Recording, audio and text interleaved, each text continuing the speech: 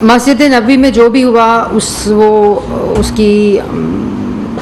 मैं वहाँ मौजूद थी और बड़ा अफसोसनाक वाक़या था कि आप ऐसी जगह पर जहाँ लोग जाने के लिए सारी ज़िंदगियाँ दुआ करते हैं और आप वहाँ गए भी हों और आपका वहाँ जाना और वो सरज़मीन पाक सरज़मीन ऐसे मकासद के लिए इस्तेमाल हो जो कि बाइस शर्मिंदगी भी हो, बाइस अफसोस भी और बाइस गुनाह भी हो। तो उसके ऊपर सऊदी हुकूमत ने एक फ़ैसला दिया है जिसकी हम रिस्पेक्ट करते हैं। और ये सिर्फ ये नहीं कि हम मेरे ऊपर या शाहज़ैन बुख्ती साहब के ऊपर ये मामला हुआ, मैं वहाँ मौजूद थी, लेकिन मैं ये ज़रूर कहना चाहती हूँ कि आइंदा ये ना हो, क्योंकि सज़ा सिर्फ इसलिए दी जाती है डेटरेंस कायम करने के लिए कि आइंदा ऐसी नापाक हरकत उस पाक सरज़मीन पर ना हो और कोई जुर्रत ना करे ऐसी हरकत करने को। तो हम इसको वेलकम करते हैं। वो तमाम सबूत मांगे जो वो जवाब दे सकते थे, लेकिन उन्होंने किसी किस्म का जवाब 8 साल गुजर जाने के बावजूद नहीं दिया, जिस पर स्टेट बैंक ऑफ पाकिस्तान ने वो तमाम रिकॉर्ड पेश किया। और उन तमाम रिकॉर्ड को पेश करने के बाद उन्होंने 8 साल बाद एक तफसीली फ़ैसला दिया। और उस तफसीली फ़ैसले की जो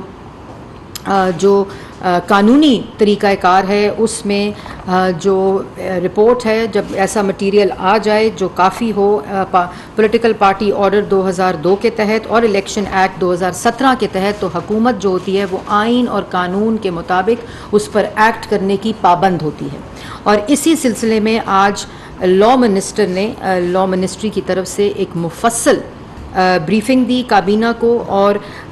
पूरी जो आइनी और कानूनी पोजीशन है कि कैसे हुकूमत वक्त ने आइन और कानून के मुताबिक वो पाबंद होती है कि इसके ऊपर अपना एक्शन लेना है और एक डिक्लेरेशन देनी होती है, क्योंकि इलेक्शन कमीशन की जो फ़ैसला है उसमें वाज़िया तौर पर जो पाकिस्तान तहरीके इंसाफ है वो फ़ॉरेन एडेड पार्टी डिक्लेयर हुई है। और उसके अंदर उन्होंने तमाम वो मनी ट्रेल्स और तमाम वो फ़ॉरेन नेशनल्स और फ़ॉरेन कंपनीज़ के तहत जो चीज़ें हैं उनको डिक्लेयर करके नोइंगली और विलिंगली जो चेयरमैन थे उस पॉलिटिकल पार्टी के, उनको इमरान खान साहब, उनको ये मालूम था और उनके दस्तखतों के ज़रिए, उनकी एफिडेविट्स के ज़रिए 5 दफ़ा 5 साल में वो एफिडेविट जमा कराया गया जो इलेक्शन कमीशन के फ़ैसले के मुताबिक जाली था, फॉल्स था। और वो जानते बूझते हुए बार बार इलेक्शन कमीशन के फ़ैसले में विलिंगली और नोइंगली का वह लफ्ज़ इस्तेमाल हुआ है। गैर मुल्की इमदाद लेने वाली सियासी जमात करार पाई है। और इन तमाम सबूत जो उसमें एविडेंसेस हैं, उन तमाम मनी ट्रेल्स के मुताबिक, इलेक्शन कमीशन के फ़ैसले के मुताबिक अब हुकूमत पाकिस्तान जो है वो इस बात की पाबंद है कि एक डिक्लेरेशन इलेक्शन कमीशन के फ़ैसले के मुताबिक जो है वो सुप्रीम कोर्ट भिजवाने का असूली फ़ैसला कर लिया गया है। और इसके साथ साथ ये भी मैं आप लोगों को बताऊं कि जो इसके 2 पहलू हैं। एक पहलू तो वो है जो इलेक्शन कमीशन का फ़ैसला है और उस फ़ैसले के तहत जो मटीरियल है उस फ़ैसले में वो इसके पे काफ़ी है जो लॉ मिनिस्टर ने और लॉ मिनिस्ट्री ने बताया। और उसके अंदर वाज़िया तौर पर इलेक्शन कमीशन ने ये डिक्लेयर किया है कि वो एक गैर मुल्की इमदाद लेने वाली जमात डिक्लेयर पाई है। और उसके मुताबिक ये डिक्लेरेशन असूली तौर पर फ़ैसला कर लिया गया आज काबीना के अंदर कि इसको फ़ौरी तौर पर तैयार करके सुप्रीम कोर्ट भिजवाया जाएगा। इसके साथ साथ 3 दिन की मोहलत दी गई है। अगली काबीना की जो अशूरा के बाद कैबिनेट मीटिंग होगी उसमें वज़ारत कानून जो है वो तमाम कानूनी और आइनी चीज़ों का जायज़ा लेते हुए वो डिक्लेरेशन जो है वो काबीना में पेश करेगी सुप्रीम कोर्ट में भेजने के लिए। दूसरा जो इसके अंदर पहलू है वो इम्पॉर्टेंट है आप सब के लिए कि जो फ़ैसला है, और मैं ये भी ज़रूर वाज़िया तौर पर बताती चलूँ क्योंकि इसके बाद जो दूसरी पार्टी है वो हमारे सियासी हरीफ ज़रूर हैं और ये आप सबको मालूम है, लेकिन इस वक्त सियासी हरीफ का मामला नहीं है, इस वक्त कानून और आइन का मामला है। जो आइनी अदारा इलेक्शन कमीशन ने इन 2 मुल्क के अंदर कवानीन जो मौजूद हैं, पॉलिटिकल पार्टी ऑर्डर 2002 और इलेक्शन एक्ट 2017 है, उसके मुताबिक ये एक्शन गवर्नमेंट ने लेना होता है, वो पाबंद होती है। और ये किसी किस्म की और इसके अंदर बात नहीं, और इसी पहराए में इसको लिया जाए। दूसरा इसका हिस्सा बड़ा इम्पॉर्टेंट है। एक तो जाली एफिडेविट का है जो कि डिक्लेयर करती है, और उसके अलावा जो पूरी एक मनी ट्रेल दी गई है वो तमाम कंपनीज़ के नाम, वो तमाम फॉरेन नेशनल्स के नाम वाज़िया तौर पर इस फैसले में दे दिए गए हैं, जिसके ज़रिए ये पाकिस्तान तहरीक इंसाफ गैर मुल्की फ़ॉरेन फंडिंग की से इमदाद लेने वाली जमात करार पाई है। दूसरा हिस्सा इसका बड़ा इम्पॉर्टेंट है, जिसके अंदर 16 ऐसे अकाउंट्स हैं जो कि पाकिस्तान तहरीक इंसाफ ने डिक्लेयर नहीं किए, और 8 की सिर्फ ओनरशिप ली 26 अकाउंट्स में से, और 16 अकाउंट्स जो हैं वो डिक्लेयर नहीं किए, जबकि उसमें से जो अकाउंट्स हैं वो इमरान खान समेत जो उनकी सीनियर क़यादत है उनके नाम पर खुले, और ज़ाती मुलाजमीन पाकिस्तान तहरीक इंसाफ के सेक्रेटेरिएट के अंदर जो मुलाजमीन काम करते हैं उनके नाम के ऊपर वो पैसे आते रहे, और उन पैसों को डिक्लेयर भी नहीं किया गया। और ये बात बड़ी इम्पॉर्टेंट है आप लोगों को बताने के लिए कि इसके ऊपर, इसके साथ साथ जो एक तो ये अकाउंट्स डिक्लेयर नहीं किए, और फिर आपकी सिर्फ इंफॉर्मेशन के लिए जो पाकिस्तान तहरीक इंसाफ है इलेक्शन कमीशन के फ़ैसले के मुताबिक, जो कि 8 साल की एक मुकम्मल मुफस्सल फ़ैसला है इंक्वायरी के बाद, जिसमें 51 एडजर्नमेंट्स पाकिस्तान तहरीक इंसाफ ने मांगी, 9 वकला को तब्दील किया गया, और 11 पटिशन्स हाई कोर्ट में की कि इलेक्शन कमीशन का ये दायरा कार नहीं है। तो एक कंप्लीट 8 साल की एविडेंस मौजूद है कि उनको जवाब देने का मौका फराहम किया गया। आज वो जवाब अगर टेलीविज़न्स पर बैठ के दे रहे हैं तो बहुत ही अच्छा होता कि अगर वो ये जवाब 8 साल में इलेक्शन कमीशन को देते, लेकिन इस फैसले के मुताबिक पाकिस्तान तहरीक इंसाफ जो कि अब गैर मुल्की इमदाद लेने वाली सियासी जमात डिक्लेयर हो गई है इलेक्शन कमीशन के फैसले के मुताबिक, उसने Wootton cricket limited registered in Cayman, Bristol engineering services, E planet trustees जो कि रजिस्टर्ड है केमन में, PTI USA LLC, PTA USA LLC, PTA Canada corporations, डनपक प्राइवेट लिमिटेड जो कि अगेन ऑस्ट्रेलिया के अंदर रजिस्टर्ड है। इसके बाद मिस रुमेटा शेट्टी जो कि भारतीय बिजनेस खातून हैं, उनके इसमें अकाउंट्स में पैसे शामिल हैं। और उसके बाद ये तमाम चीज़ें इमरान खान साहब के एफिडेविट, जिस एफिडेविट को अगर आप अपनी स्क्रीन्स पर देख रहे हैं, ये आप लोगों के लिए बड़ा इम्पॉर्टेंट है कि क्यों पाबंद है हुकूमत इसके ऊपर अपना डिक्लेरेशन देने की आइन और कानून के मुताबिक। उसमें इमरान खान साहब का जो एफिडेविट इलेक्शन कमीशन के अंदर आप देते हैं एज पॉलिटिकल पार्टी चेयरमैन या प्रेसिडेंट, उसमें no funds from any source prohibited under the political parties order 2002 were received by the party, number 1. Number 2, statement contains an accurate financial position, and number 3, the information is correct to the best of my knowledge and belief. ये affidavit जो है ये इमरान खान साहब ने 5 साल का 5 दफ़ा ये एफिडेविट इलेक्शन कमीशन में अपने दस्तखतों के साथ जमा कराया, जिसमें 3 चीज़ें जो बड़े वाज़िया तौर पे उन्होंने अंडरटेकिंग दी कि no funds from any source prohibited source under the political parties order 2002, statement contains an accurate financial position and information is correct to the best of my knowledge and belief। ये party political party order 2002 के तहत हर political party के सरबराह को affidavit देकर जमा कराना पड़ता है जब वो साल का अपना अकाउंट्स जो है वो इलेक्शन कमीशन में जमा कराते हैं। तो इसके बाद जो मैंने आपको तफसील बताई जिन जिन अकाउंट्स के ज़रिए ये पैसा आया जिनको डिक्लेयर नहीं किया गया और ज़ाती मुलाजमीन के नाम के ऊपर ये पैसे मंगा कर इसको किया गया, उसके ऊपर काबीना ने ये हदायत जारी की है FIA को, इंटीरियर मिनिस्ट्री को, कि इसके अंदर जो कानून और आइन के मुताबिक इसके ऊपर एक मुकम्मल गैर जानिबदार इंडिपेंडेंट इंक्वायरी और इन्वेस्टिगेशन हो। इसके अंदर मनी लॉन्ड्रिंग का एस्पेक्ट, इसके अंदर फेक अकाउंट्स, इसके अंदर मिस अप्रोप्रिएशन ऑफ फंड, और सबसे बड़ी बात कि खैरात के पैसे को मंगाकर पॉलिटिकल सियासी मकासद के लिए इस्तेमाल किया गया। और इन 11 अकाउंट्स जो हैं, जिन 11 अकाउंट्स को और 3 वो अकाउंट्स जो बिल्कुल डिसोन किए गए, 16 अकाउंट्स इनकी अपनी सियासी क़यादत इस्तेमाल करती थी, जो कि इलेक्शन कमीशन ने वाज़िया तौर पर वो नाम बता दिए गए हैं। इनको तमाम जो मालियाती अदारे हैं, जो तहकीकाती अदारे हैं, उनके साथ मिलकर FIA को ये डायरेक्शन दी गई है आज कि वो फौरी तौर पर इसके ऊपर इंक्वायरी स्टार्ट करे। वो तमाम लोग जो इसके अंदर इस जुर्म के अंदर शामिल हैं, इसके अगेंस्ट भी इंक्वायरी आज से शुरू कर दी गई है काबीना के फ़ैसले के मुताबिक। और उसके अंदर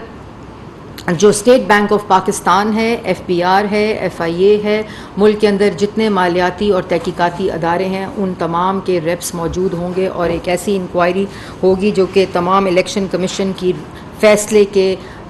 रोशनी के अंदर ये इन्वेस्टिगेशन जो है ये इसको काबीना ने फ़ैसला किया है कि फ़ौरी तौर पर इसको स्टार्ट करके, क्योंकि ये एक ऐसा जुर्म है जो मैं आपको बताती चलूँ, इलेक्शन कमीशन के फ़ैसले के मुताबिक पाकिस्तान की तारीख़ में पहली दफ़ा किसी सियासी जमात को फ़ॉरेन एडेड गैर मुल्की इमदाद लेने वाली जमात करार दिया गया है। दूसरी बात, पहली दफ़ा वो एफिडेविट जो कि पार्टी का सरबरा जमा कराता है, जो कि उसने 5 दफ़ा जमा कराया इलेक्शन कमीशन के अंदर अपने दस्तखत के साथ, वो फॉल्स है, वो जाली है। तो ये जाल साजी का जो एक मुकदमा इन्वेस्टिगेशन है। फिर वो अकाउंट्स जो अपने ज़ाती अकाउंट्स थे वो फ़ॉरेन फंडिंग के मुल्क के अंदर ट्रांजैक्शन के लिए और ट्रांसफ़र के लिए इस्तेमाल होते रहे, अपनी सेक्रेटेरिएट के मुलाजमीन के अकाउंट्स को इस्तेमाल किया गया। ये मनी लॉन्ड्रिंग बग़ैर किसी डिक्लेरेशन के जो एस्पेक्ट है। फिर इसके साथ साथ जो मिस अप्रोप्रिएशन ऑफ फंड्स है कि वो फंड्स जो मुल्क के अंदर आए वो उसकी जो वो कहाँ कहाँ लगे, ये एक प्रॉपर इन्वेस्टिगेशन के ज़रिए। और फिर जो मैंने आपको तमाम फ़ॉरेन जो कंपनीज़ हैं उनका भी तफसीली इलेक्शन कमीशन की रिपोर्ट और इलेक्शन कमीशन के फ़ैसले के मुताबिक जो मैंने आपको तफसील बताई, तो उसके ऊपर एक फ़ैसला किया गया है कि एक complete investigation FIA interior ministry की उसमें किया जाएगा, करने का फ़ैसला किया गया है। तो ये आज के काबीना की कार्रवाई थी जो आपके सामने मैंने पेश की बग़ैर किसी सियासी पॉइंट स्कोरिंग के। वो इंशाल्लाह मौका रहा तो अगली दफ़ा प्रेस कॉन्फ्रेंस में जो पार्टी रहना ECL में डालने की काबीना ने मंजूरी दी है, क्या दे दी है, डिस्कस हुआ है या नहीं? देखिए, ये हुकूमत थोड़ी सी मुख्तलिफ है इमरान खान साहब की हुकूमत में। ये फ़ैसला अगर किसी और जमात के बारे में उनकी हुकूमत में आया होता तो सब इस वक्त जेल में होते बग़ैर किसी भी कार्रवाई को पूरा। आपको याद होगा कि वज़ीर अनाउंस करता था और अगले दिन सियासी जमात का सरबराह जो होता था वो गिरफ़्तार हो जाता था। तो हमने 2 चीज़ों का आज फ़ैसला दिया है। एक जो डिक्लेरेशन जिसकी हुकूमत पाबंद है आइन के मुताबिक, कानून के मुताबिक, पार्टी ऑर्डर के कानून के मुताबिक और इलेक्शन एक्ट के मुताबिक, उस डिक्लेरेशन का असूली फ़ैसला हो चुका है जो सुप्रीम कोर्ट पहुंचाया जाएगा। आगे सुप्रीम कोर्ट का दायरा कार है जो उसके ऊपर इम्प्लीमेंटेशन होगी। दूसरा असूली फ़ैसला ये किया गया है कि जितने इसके अंदर क्रिमिनलिटी के अंसर हैं इस फ़ैसले के अंदर इलेक्शन कमीशन के, वो ये कानूनी और आइनी दायरा कार है FIA का। बाकी जो FBR है या स्टेट बैंक है या NAB है उसके मुताबिक इसके ऊपर एक इंक्वायरी हो और उसके अंदर जो प्रोसीजर है वो आइन और कानून के मुताबिक फॉलो किया जाए। मैडम ये बताइएगा कि एक तो ये कि क्या सिर्फ आज रेफरेंस का फैसला हुआ या कि जो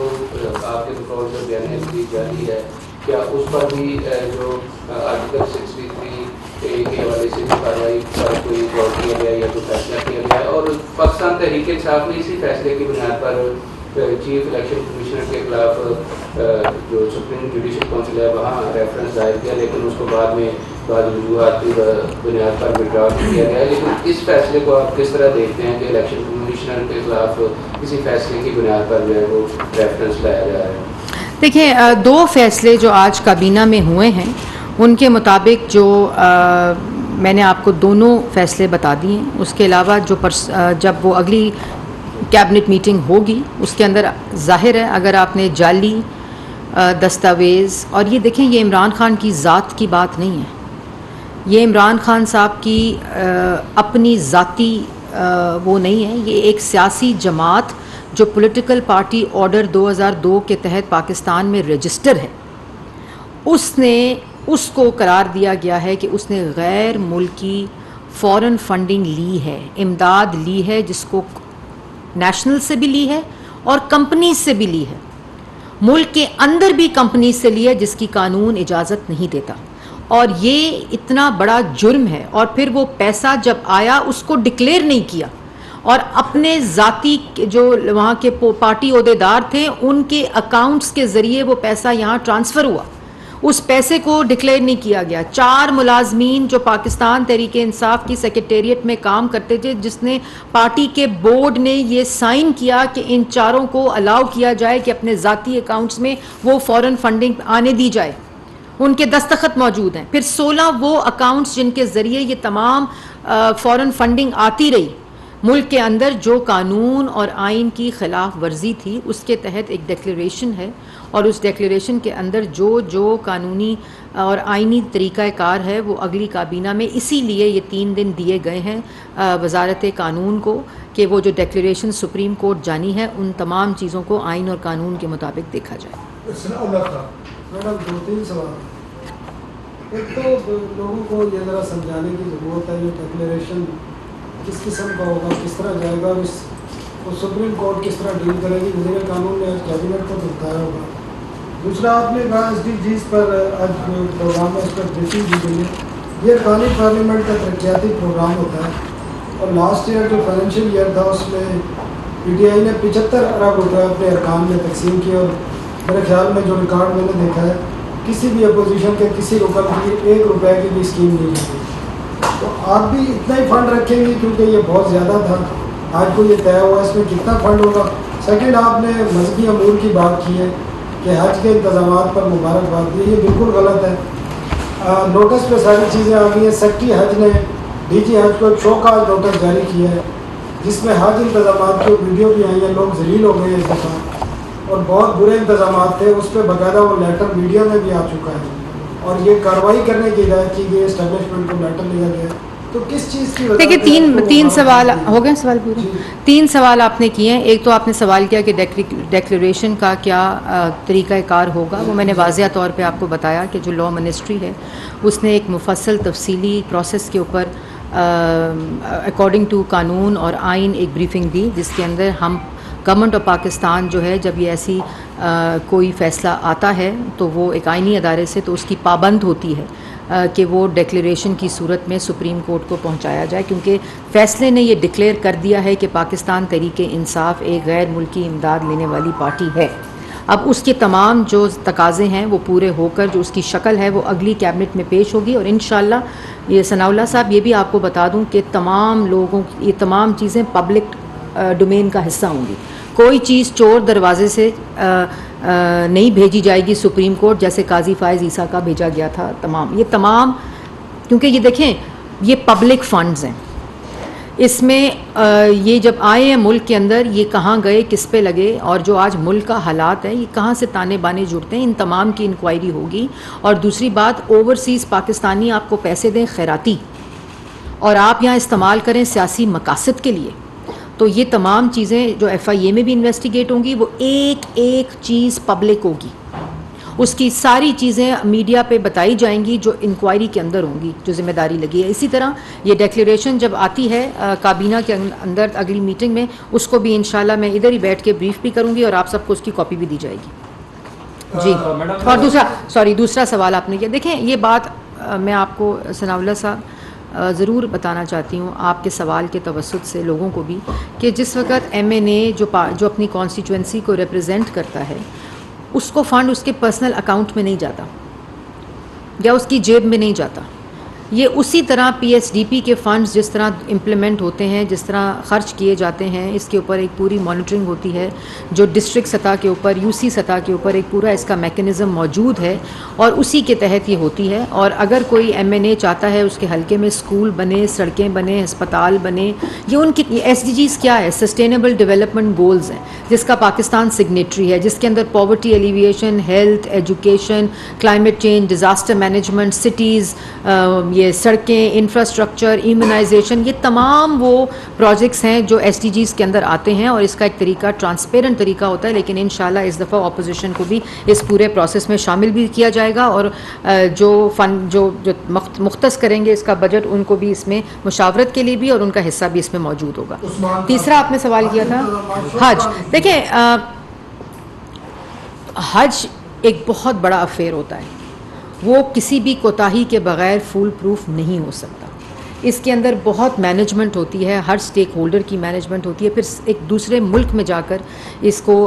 फरीज़े को अदा किया जाता है और उसके अंदर बिल्कुल कोताहियाँ भी होती हैं। उसके अंदर आपने ख़ुद कहा कि शो कॉज दिया गया, बड़ा ट्रांसपेरेंट बात है कि जहाँ कोताही उसको अकाउंटेबल आपने ठहराया, जहाँ मसला हुआ उसकी आपने जवाब तलबी की और उस प्रोसेस को आपने ठीक किया। तो ये कभी भी नहीं होता कि किसी शिकायत के बगैर कोई चीज़ हो, इसमें हमेशा इम्प्रूवमेंट की गुंजाइश भी होती है और यही मकसद होता है हुकूमत वक्त का कि जो यहाँ के लोग हैं जब वो वहाँ जाएँ तो उनको मुश्किलात ना हो, एक ट्रांसपेरेंट तरीके से ये पूरा काम हो। तो उसी रूह से ये काम किया गया और जिस हद तक भी कोशिश की गई उसको सहराया गया। मैडम, दो छोटे छोटे सवाल। एक तो ये है कि आज ये बताया गया कि जो मस्जिद नबवी में वाक़या पेश आया था, पीटीआई के कारकुनों ने जो बदतमीज़ी की थी आप लोगों के साथ, उसमें कुछ 6 लोगों को सज़ाएँ दे दी आज सऊदी हुकूमत ने, इसके ऊपर क्या रद्द-ए-अमल देंगी? और दूसरा ये है कि वफाकी काबीना ने क्या कोई, जैसे पहले जजिस के ऊपर अदम इत्मीनान का इज़हार किया जा रहा था, ये भी कोई डिमांड की जा रही है कि जो डिक्लेरेशन जाएगा उसमें सिंगल बेंच होना चाहिए, 3 रुकनी हो, लार्जर हो, या फुल कोर्ट जो है वो इस डिक्लेरेशन का फैसला करे? पहला सवाल क्या था? हाँ जी, देखिए